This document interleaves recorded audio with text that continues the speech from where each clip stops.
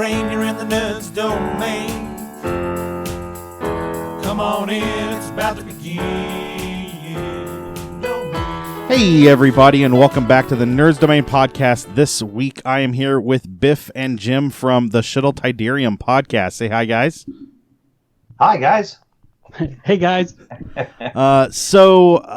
Real quick, want to talk about kind of how I found you guys. So we were at GenCon late Saturday when we were exhausted, and we were trying to kill some time because one of the people staying with us had gone to a show, and it was going to go until midnight, and there were Battletech pods, and I'm a sucker for Battletech pods every year, and across from it, there's a bunch of miniature play, and I love the look of miniatures. And I love the idea of miniatures, and I hate painting miniatures.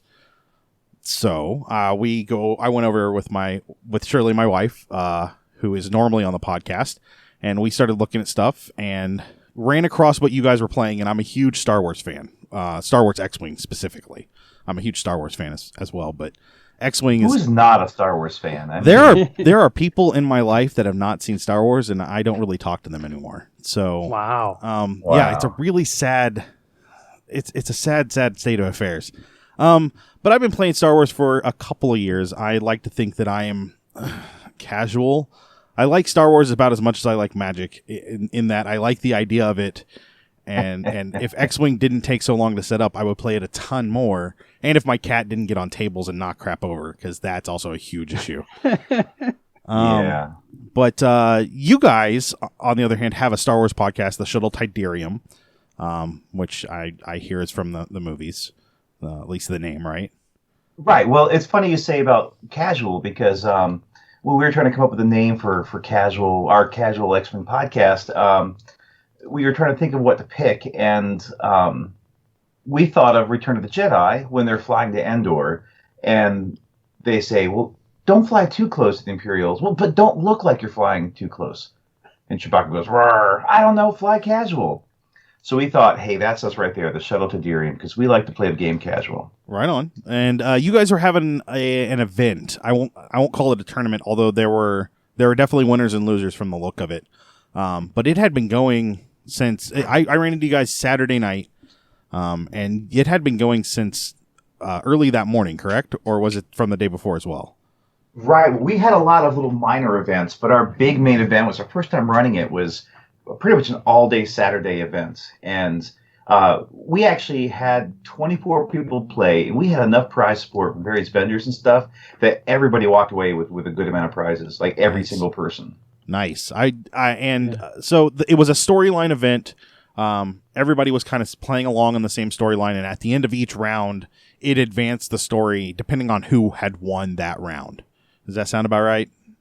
Right. So we actually, just to kind of create the theme for the narrative event, because we wanted to play something unique, not just a tournament. We wanted to play something interesting. And it really came about when one of my other co-podcasters, who's the only local guy, J-Bot, we were talking about, would it be cool to have an event where each unique pilot, the named ones like Luke or Hal Runner or whoever they are, that they were mortal. They died and they're gone from the whole event. And there's only one of that person in the whole event. So we started thinking of creating an event where you had like a draft for all the uniques. And if they were dead, if they have to die in a mission, they were gone. Okay. And it turned into this giant narrative event, 4 rounds, unique missions all throughout. And to create a backstory, we even did like an old radio drama. We did a 4-part story where, we scripts, sound effects, music, and, it's not professional because we don't know what we're doing, but we actually had a number of people say that it was excellent. I'll say it doesn't suck because, I'm critical, but we've had a lot of very positive feedback on the whole audio drama just to create the backstory. Yeah. Okay, and so I did not see the end of it, but I did see the last battle. Essentially, the Empire had been ambushed because of earlier rounds, and it was not going well for them. At the table I was really looking at, and everybody was having fun. That's one of the things I think that you guys, when we talked briefly over email, that's one of the things you guys strive for is that when you're playing like serious like tournament play, not everybody's having fun. Right. Well, we'll even take a step back and even talk about kind of how we play. I started playing X-Wing and back in Wave 1 when it first came out, and I did the tournaments, and I won a lot of the tournaments early on, but after a while, it started to get not as enjoyable. Like the whole joy of not knowing what you're going to face and any crazy list can show up and do well if it's flown well started to go out the window when there was certain power creep and power curve. Now, I've played Games Workshop games and Magic the Gathering and such, and X-Wing is nowhere near that level of competitive or that level of power creep, but there was power creep, and it just kind of started not being as much fun going to tournaments, even just regular games, because everybody was practicing for the next tournament, and everybody was playing tournament level, and that's all that's supported by FFG, and it just wasn't my thing. And I noticed I built the X-Wing scene, me and another guy, from just the two of us in the back of one store to, we've got, I think, 175 people in our local area with X-Wing running every night of the week at a different game store. Oh, wow. So it's gotten pretty big. And yeah, I've seen a lot of people join, and I've seen a lot of people quit. A lot of people who, they love Star Wars, they like the mechanics, but they come in to play the game, and they play against tournament-level people whose lists are designed to be as ruthlessly efficient and kick your face in and curb stomp you as fast as possible. Yeah, and that doesn't end up being any fun for anybody. And yeah, these guys, they play X-Wing, but they play other games too, and they don't want to have to like study to be good at the game. They just want to, go pew-pew and move X-Wings and TIE Fighters around. Which is exactly why I bought the game, honestly. Yeah, and FFG thinks, a lot of people think that there's more people who actually play casually than who play in the tournaments. But FFG only really supports the tournament level events. And I've been on the FFG forums, which a lot of people say it's very negative, but I've been on there defending non-tournament play for years. And it's actually been building to the point that, it's recognized as a semi-respectable way to play the game. And I've worked to build a casual scene in my area, and I just listened to one too many podcasts that just said, "Oh, new wave came out. These 5 cards are good. Everything else is dead in the rival and sucks. And you'll never ever play it." And I thought, that's terrible. I want to put my own podcast out there to talk about casual X-Wing, to have fun with the game. The whole point is just have fun. Play ships that you like. Play ships that you recognize what the heck they are, and just have a good time. So we started doing that. We got people like Biff involved, and Biff is a local to GenCon in Indianapolis. Oh, Biff, you're here in Indy? Yes, I am. Excellent. Yep. Yes, I am. Where do you play at, Biff? Local. So I'm kind of bouncing around between the local stores. So I'll spend a little bit of time at the Game Preserve on the south side of town in Greenwood. Okay. As well as Family Time Games up on the north side. Love Family Time northwest games. side. Yeah. I suppose as I would say. Yeah, I'm over in Lawrence, so like this is this is all my home field. But yeah, okay, so I agree with you completely. Like, honestly, when I pick up a ship, it's because it looks cool and I want it to look cool, not because it does anything specific.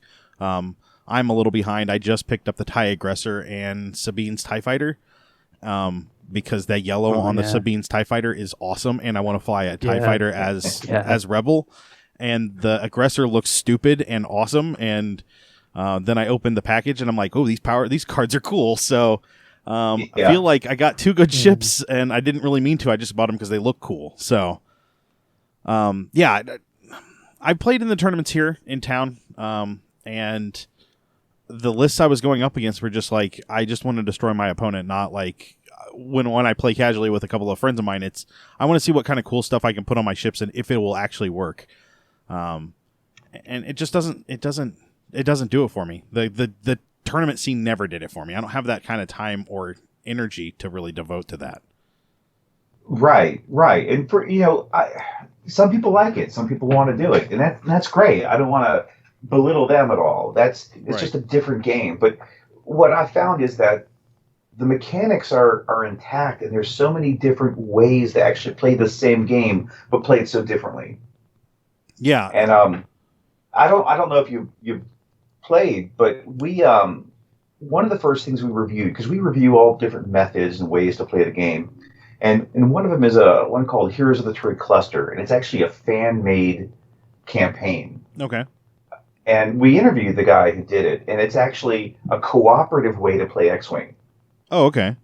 Interesting. You can play 2 to 6 players, and you actually can kind of like improve your ship or improve your pilot. And there's actually an AI-controlled mechanics for the different Imperial ships.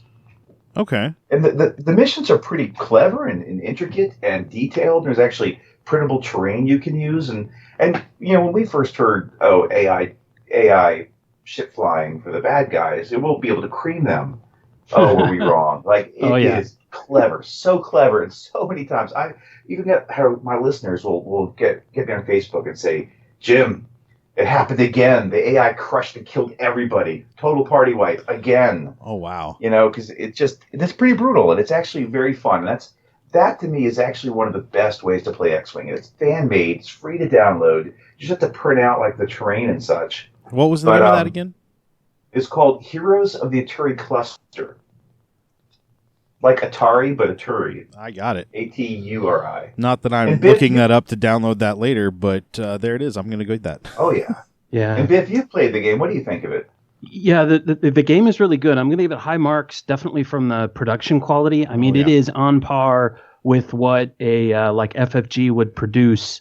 I think Josh, the creator, is actually a game developer, so you can definitely tell in what he produced.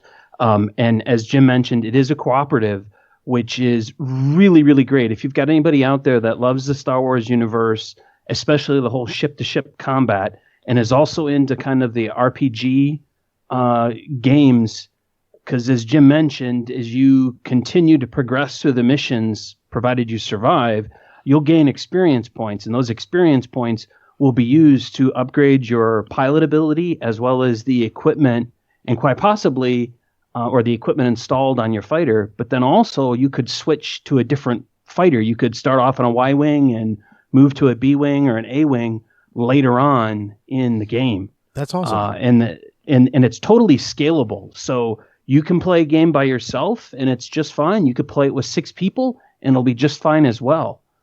So it's really, really great from a standpoint of showing up at your friendly local game store, getting a couple people together. Maybe you think you're going to start off the game with 3 people. Next thing you know, you've got 6. The game can handle it. We're always running into the maximum, and it always takes longer. So it's funny because J-Bot has to leave early because he has to get up quite early. So we're like, quick, there's just 3 of us. Quick, let's try to get a game in. Before we're done setting up, we're full with 6 people again. Right on. And it's one of those things that I've had people who have bought X-Wing and like X-Wing at first, but then quit. And they've told me, look, the only thing I want to play is Here's the Turret Cluster. I don't want to play anything else X-Wing. Oh, wow. Okay. For those people who've quit, so maybe if you've got some listeners who are like, yeah, I bought into it, but yeah, it just kind of sucked. But if you're one of those and you still actually have your stuff, you haven't sold it yet, look up this fan made. And he thought about selling it to FFG, but decided to keep control of it just because it was his baby. Oh yeah, absolutely. The artwork on this, at least what I'm seeing on the website, is solid. It's not quite what FFG puts out, but it's really close and different enough that they're not going to get all over the problems of copyright. But it really looks good. I'm very intrigued. I'm gonna have to check this out for sure. We've talked about all sorts of different ways with X-Wing. So we've taken like all the missions that FFG does that no one ever plays and throws away those little special tokens. We've played a bunch of those. We review them. There's a whole bunch of those particular missions. We haven't even finished reviewing all of them. But we'll talk about different strategies, or does this mission hold up to with various waves that have come out? How would we change it? Right on. Well, before we get too deep into, because I want to talk more about your campaign that you ran at GenCon in a little bit deeper manner. What do you guys? What are your favorite ships to run each side? All 3 sides, I guess. Ooh, you want to go, Biff? I gotta pick one. It's like picking your favorite child, right? Yeah. So it's going to be a kind of a lame answer, but I mean, I got to go back to, at its core, this game really is about dogfighting at its core. Mm-hmm. So I'm going to have to lay out there the classic X-Wing because it is a well-rounded, from a stat standpoint, from a maneuver standpoint, from a loadout standpoint. You can pretty much go after just about any objective and do fairly well.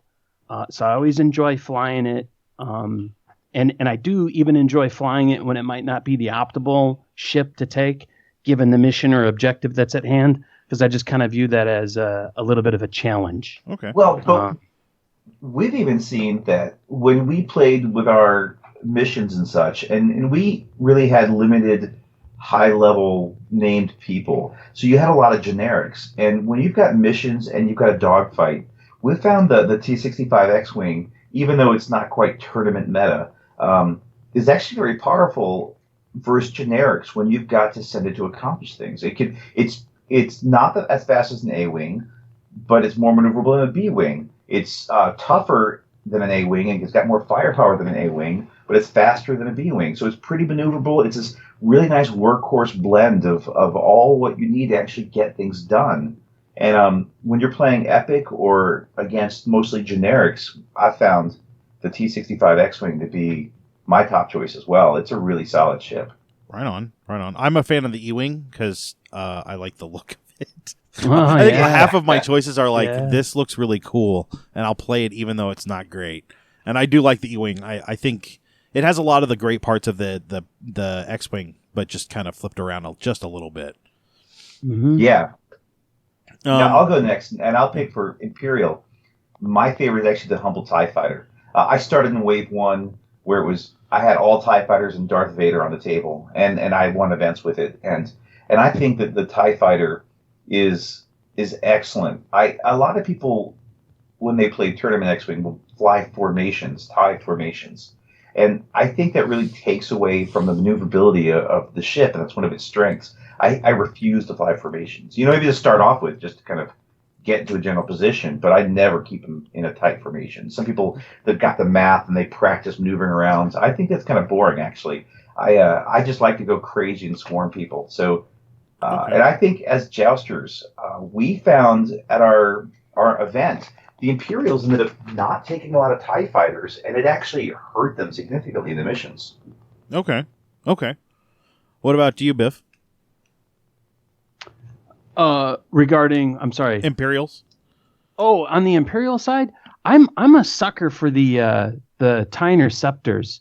Nice. Quite frankly, I like the look of them. They've got a little bit better stat line than the TIE Fighters, not by much, but I just think they're sleek. They just look like they're going out there to kill a bunch of things, and I just like flying that because of that alone. Plus, you can get a red one and it looks badass, right? Yeah. Yeah, or you can go with the one that just has the stripe. Right. Yeah. Yeah. For Imperials, I think I really like the Phantom, even though it's probably the hardest to maneuver. It still can be a lot of fun. That is my least favorite ship. In fact, least favorite ship in the entire game. I hate the TIE Phantom. Wow, that's It's harsh.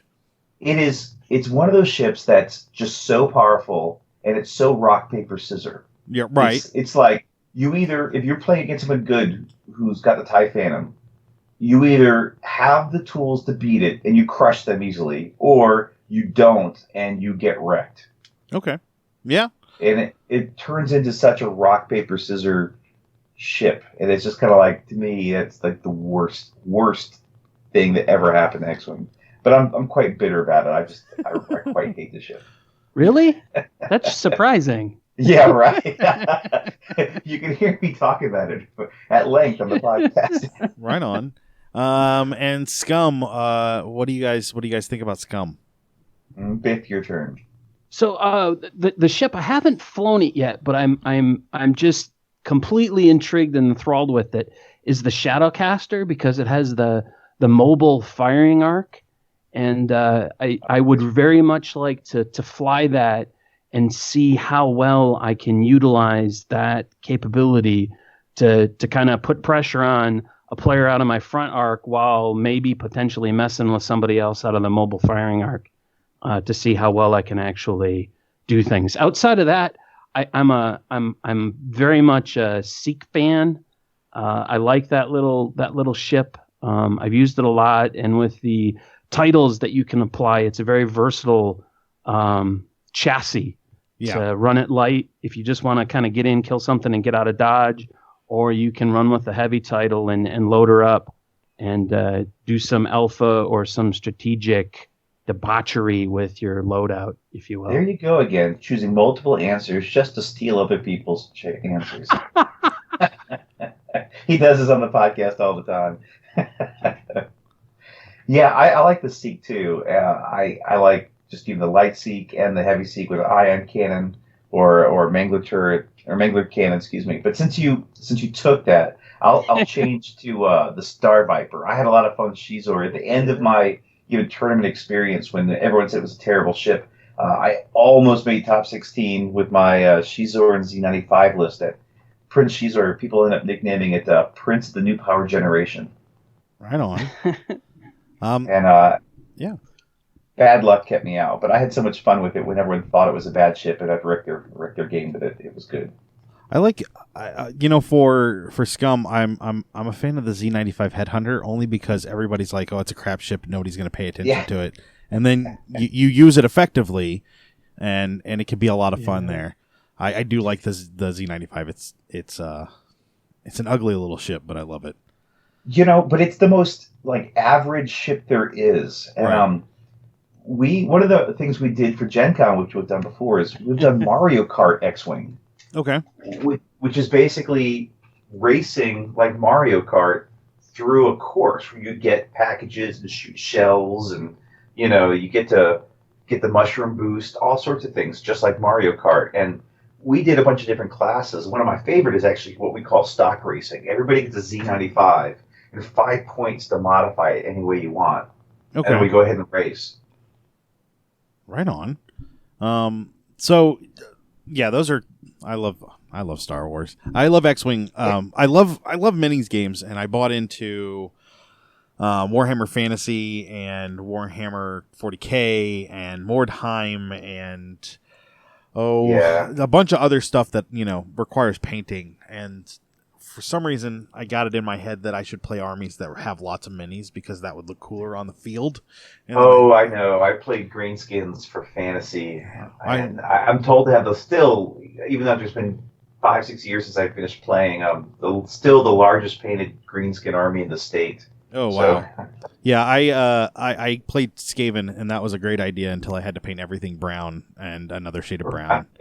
But X-Wing comes pre-painted, so that's a huge bonus. And unlike some of the other, some of the other games with the same or similar rule system, like Attack Wing or Dungeons and Dragons Attack Wing, where the paint jobs are a little iffy. All of X-Wing, I've not seen anything that didn't at least look good. It may not be the paint scheme I want or, whatever, but at least it looks solid. And I haven't had any problems there either. Yeah. I've been pretty pleased with the paint jobs. And I even have a degree. One of my degrees is a Bachelor of Fine Arts in painting. But it still took me years to want to actually paint minis. Right. So I totally get that. I've only painted a couple of mine. And even just a few touches. But generally I just leave them, as they come. Yeah. So you guys at GenCon ran the big event. It was Grayskull? Assault on Grayskull base. Okay. So I didn't name it. Everyone thinks He-Man at first. But the idea is that there's a old pirate base where they all killed each other over the booty. But they made it shaped like a gray skull at an asteroid field, and that's their base. And the rebels are kind of active in this sector, and they're trying to, fight the Imperial. Then the Imperials start to kind of catch on, are searching for them and hunting for them. And each round has 2 separate missions, and it leads up to basically a big attack on the actual base. And depending on who's winning or not, then it matters. Like, are the rebels trying to flee, or are they trying to defend the base? And so, okay. So we've got a kind of variable like that. Now, we're actually going to be tweaking the rules, but we actually want to do a global campaign we're thinking about October. So after all the official tournament season around for XWing is done, and when people are still wanting to play and hang out, but there's not an official event, we want to take our experience, what we had with GenCon, retool the rules a bit, send it out, and because it's free for anyone to download. Okay. But we want to hopefully have just everybody who was interested around the world play. So whether it's 2 guys, 4 guys in the basements, or a TO at a local store that wants to host it for 30 plus people, we'd love to take the results and send it in. And we've done so much work on this. We just want, as many people to have fun with it, as we did. Right on. Well, I'll look forward to that because that sounds really awesome. And I bet I know somebody local that might be involved in that a little bit, maybe. Yeah. Maybe. By I'm default. working on it. So you guys ran all day that day for this particular mission or for this storyline. Yep. Who ended up winning? That was It kind came of like down a to split. Now, Yeah, let me talk about the scoring. So Okay. everybody was split into 2 teams, the Imperials and the Rebels, Mhm. with Scum filling out on either side. And as it came out, we had a few more Rebel players than we did Imperial. So it turns out the 3 Scum players that wanted to be Scum, were shifted to the Imperial side. Okay. And the first round went through, and so you score points for each round. You gain points for certain things. We had it where you lost points for losing ships.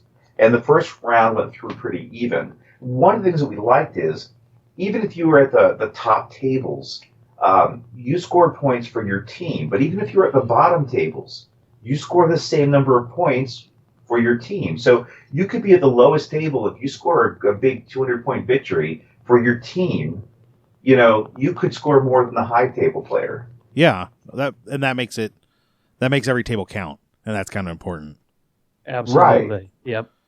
So Yep. we had some one-off missions for the absolute top table players for the second and third and fourth round, but then everyone else played one of 2 missions. So it was good to be one of the top tables. You could play the special mission, and if you scored well overall, you got first pick in the various prizes. But at the same time, even because some people will go to a tournament, I lost 2 games, there's no way I can finish the tournament in the top, I'm just going to drop. Right. And we didn't want that. We want even the people at the bottom tables to have fun, and for their games to matter. So we set it up that we would score points for the teams. And one of the things that we found out was I think that we were too harsh on losing ships and losing too many points. Because in the second round, the Imperials had a large number of 0 points for that round. Okay. And the Rebels jumped ahead. So I also think we talked about it. Hardly anybody actually took TIE fighters. And even if they did, they took maybe 1. And a lot of the missions, I think, required you to be able to, as they call joust, fly at each other and be effective and blow each other up. Yeah. But also to fly around and complete mission objectives. When we were practicing, we would play, because some of the points are 100 or 110 points. Some of them are bigger than usual. And we would play with a whole bunch of ships at the table. But when we were looking at other people's lists, they only had a few ships jacked up with all these upgrades, much like tournament players do. Yeah. And we were a bit surprised by that. And I think that ended up hurting the Imperials a lot more because their list building wasn't as efficient when they had a few, heavies. Okay. So the second round, and we noticed that the people who scored 0s, it wasn't on one of the particular missions. It was split evenly between the various missions. But I do think it was some list selection, I think, where it might have been too harsh on losing points. But the Rebels jumped ahead in the second round. In the third round, it just was further compounded, where the Rebels really just took off and kicked the Imperials' butt. And so we went into the final round where the Rebels were going to say, we're going to defend the base. We actually had a model from Combat Zone Scenery, one of our sponsors that gave it to us. We actually gave it to the top scoring player. And they were going to say, we're not moving anywhere. We're not going to flee. We're going to fight off the Imperials. And so the top 2 players on the Rebels and the top 2 Imperials fought to actually destroy the base. And then we grouped off into teams of 2 for all the other players so that reinforcements were jumping in but getting ambushed by the rebels because they knew they were coming. Okay. And so the way it worked was at the top tables, the Imperials actually managed to blow up Grayskull base. Oh, wow. So our top scorer was the Imperials, but overall, the rebels ambushed everybody on the various missions and wiped out for the round. So overall, the rebels scored more points and won, but at the same time, Grayskull base was destroyed. Yeah, so they won nothing. Right. Excellent. Okay. Yep. Yeah, so you guys, I don't know, it was like 10-ish when we ran into you. I don't remember. It was a long day. Saturday's always a long day at GenCon. And you guys, they were in the last round still playing. I got to see some of the ambush stuff going on, and there were turrets, and it was terrible for the Imperials, and there was much joy and laughing on the Rebel side. But it was pretty intense. Even though it was casual, everybody was having fun and was very involved and was very interested in what was going on. And like you said, it's hard, especially in tournament play, after the first or second round. If somebody's not doing well, it's hard to keep people around. Right. And we had some learning lessons with even starting late, just trying to get everyone's papers. We could have actually had people submit their lists ahead of time. We'd at least knock down the number of people that we had to review their lists. So we learned a few lessons and speed things up. And I think when we want to do it next year, we would actually make it 2-day events and spread it out. So that, because the Saturday is hard to donate. The Saturday is the crown of GenCon, and to say you want to do only one thing on that Saturday is kind of harsh. We don't want to limit people as much either. Yeah, definitely. So you had 24 players. Did you guys expect that many, or was that your cap, or were you looking for more? We had listed the event for a total of 40 players, and all said we had 27 people come through and play. We had a few folks that started and then dropped, and then we had a couple that joined us midstream. So still, I think the representation we had was great. I'm kind of somewhat thankful that we didn't have the 40 show up because our morning with the draft and everything would have taken just that much longer. Yeah. So it was kind of a blessing in disguise, but still a remarkable crowd showed up. And again, with the patience of everyone, they all had a great time. We didn't get, at least I didn't hear any complaining. And everyone was having a fabulous time. Well, good. We had a lot of feedback, but when people gave it, they said, I want to give our feedback because you asked for it, but I just want to say this is the most fun I've had playing XWing, in years. Excellent. So everyone had a good time. It was pretty enjoyable, even if you lost. Excellent. Well, let's talk a little bit about the podcast. You're 61 episodes in, is that right?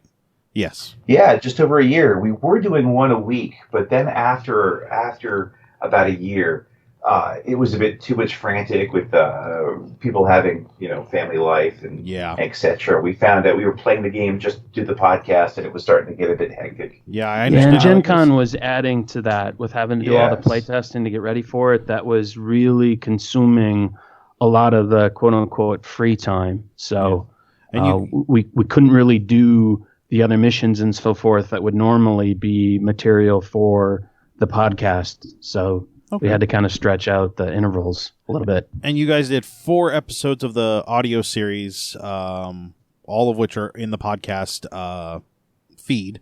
And they run, they're not super long, right? I don't see it right. Yeah, they're 20 minutes. Yeah, 20 to 30 minutes. Right on. Yes. I think some are less, some are a little more. It's about 20 minutes average. Okay. Even my doctor is about my age, and he's a Star Wars fan. He listened to it. He was like, "Those are pretty good." Right on. Right on. And you guys we could find all those over at shuttletydirium.podbean.com, where you can find it on iTunes. That's where I found it. Definitely worth checking out. At least the audio dramas I've heard from other people as well that they're pretty good. And then if you're into to X-Wing at all, and you're not super enthused about tournament play, I think that's a good place to go to get some information.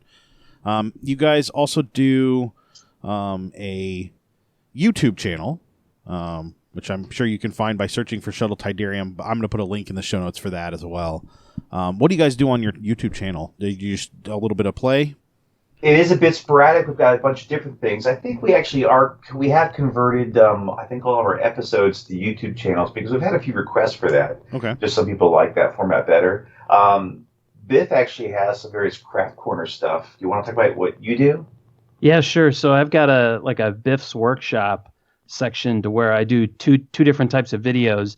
I do a Biff's Bits. They're like maybe 10-minute, 15-minute videos where I talk about some aspect of the game, like different tokens, different maneuver templates, or things that I have built to make the game just a little bit more enjoyable. Maybe some scenery, or custom play surfaces that play to a particular mission that I'm on. And then I do a workshop series, which currently I think I only have one. And those are multi-part series where I'm building something substantial. The most recent one that I finished had to do with my Imperial Star Destroyer scenario, where I was painting the combat zone scenery models, the bridge models and antenna array structure, doing the assembly and all of the painting on those. And I videotaped and put in some commentary on the whole run. And if you're interested in that, we actually recorded. He ran that event at GenCon. It was the only thing I actually played as a player, using this combat zone scenery to build the Star Destroyer in this huge map that looks like a Star Destroyer. It's Return of the Jedi, where the guy crashes into the bridge. Yeah. And the whole point is the rebels need to destroy the bridge. And we played this game, and there's turrets and the rebels, and it was back and forth, and it came down to the final round who was going to win. And it was a blast. And Biff wrote this whole scenario up with all these crazy rules, and I think we've got those online. We even talk about it in one of our episodes, but we have that on YouTube as well. So we put some battle reports.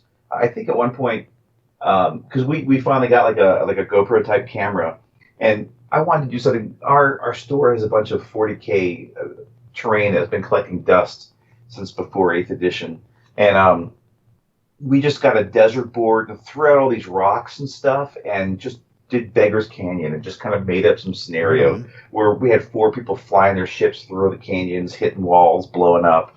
And I think we put one of those on YouTube. So we do a few things like that. Okay. Yeah, I'm looking at Biff's Workshop, and there are some great ideas here. Just a warning, it does autoplay. So if you heard music a little earlier, that was the YouTube channel as I'm trying to look at it. But yeah, it looks like great stuff. Some great ideas for how to kind of spruce things up in there, and then the general podcast or the general YouTube channel is pretty good too. Hey, look, more music. Where's it? There it is. Nope.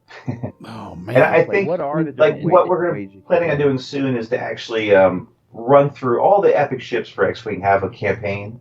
Okay. And we did one for the CR-90 or the Tana 4 Princess Leia ship, and we're going to do one for the Scum one that came out, the Sea Rock Yo-Yo. Yeah. So we're going to play through those various missions and talk about it, and we're each going to go do our homework, play it, and come up and talk about it and see how we felt. Was it balanced? Was it not? What we liked about it? So right on. And we did record a lot of the games that we played at GenCon. So a couple of the missions from the narrative, as well as the ISD mission and the Trench Run mission, were recorded, and we're in the process of editing that material, and we'll be posting all of that to YouTube as well. Excellent. Okay. So lots of options for kind of consuming what Shuttle Tydirium is putting out. And you guys also do have a Patreon. You got a few patrons, or as we call them over here in the Nerds Domain land, patronuses. But definitely, like you got yep.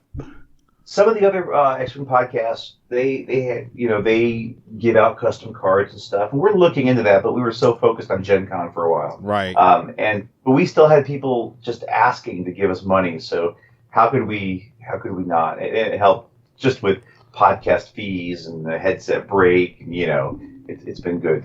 So you put out. We don't push the Patreon on any.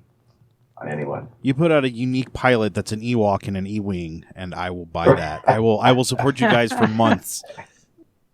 We tend to go through our Ewok cabin crew. Our first bit tends to be a bit humorous as we talk about we're a shuttle to Endor, but we tend to go through. We did have one of our listeners actually make a dice tray with a Ewok fur-lined dice tray. Yes, That's awesome. So yes. we're pushing him to try to get a Let's see. Etsy page. Thank you. To try to sell them, because we already had people asking where can they buy them. Yeah, absolutely. Well, yeah, you guys have a great podcast. I've gotten a chance to listen to a little bit here and there. Honestly, it's been so busy after Gen Con and Con Crud. Oh yeah, I understand. Lots of stuff to listen to here, though. Definitely something worth checking out. And you guys are going to be at Gen Con. Are you guys going to any other conventions and run events, or just go and play and hang out? For me, this is Biff. Gen Con's the only one that I've attended and run events at, but I am looking at trying to get myself up to, hopefully I'm pronouncing it correctly, Adepticon up in the Chicago area. Yeah. As well as, what is it, Origins in Columbus, Ohio? Okay.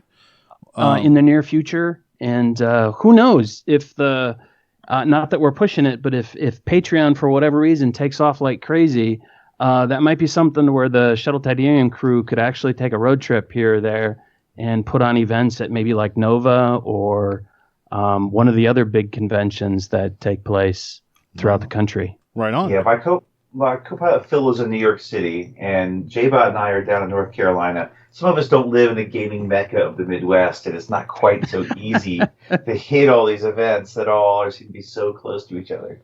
Yeah, I completely understand. Maybe I'll talk Biff into coming out for Indie PopCon next year, and he can run some stuff there because they're always looking for gaming stuff. So, okay, cool. Hint and nudge. Yeah. That's a short drive from your house. I'm almost positive. So, okay. But yeah, that all sounds great. So definitely check them out. They have a Facebook page as well, and you can find that by going to facebook.com. I'll put links in the show notes and search for the Shuttle Tydirium. You guys are in a kind of a closed group, right? Yep. But just asked to join. I think we had some, occasional requests from Thailand from young ladies. So we ask, what game is this about? Just say X-Wing or something nerd-tastic, and right on. We'll let you in. Right on. And if you're ever interested, like if you like X-Wing but get frustrated with the way people play X-Wing, that's what we're about. That's what the whole podcast is about. We got tons of ideas. Things like, play X-Wing with just 20 asteroids in debris fields on the table. Just crazy ideas. It's a lot of fun. Excellent. Well, yeah, you guys can all find them all those places. I'm going to get all those links in the show notes, I promise, to make sure that everybody can find them. Any word of advice about X-Wing before we go? Have fun with it, because the whole point is to have fun. If you can't move little toy ships and go pew pew and have a fun time, you're not doing it right.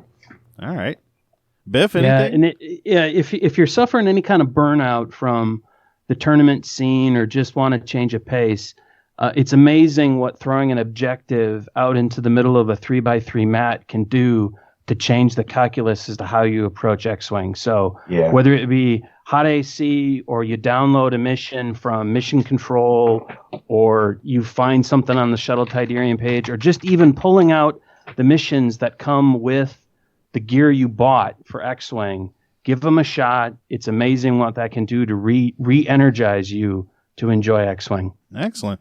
All right. Well, thank you guys for listening, and we will talk to you guys real soon. Thanks, Matt.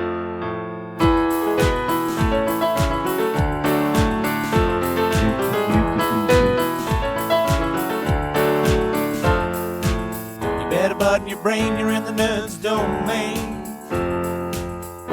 Come on in, it's about to begin.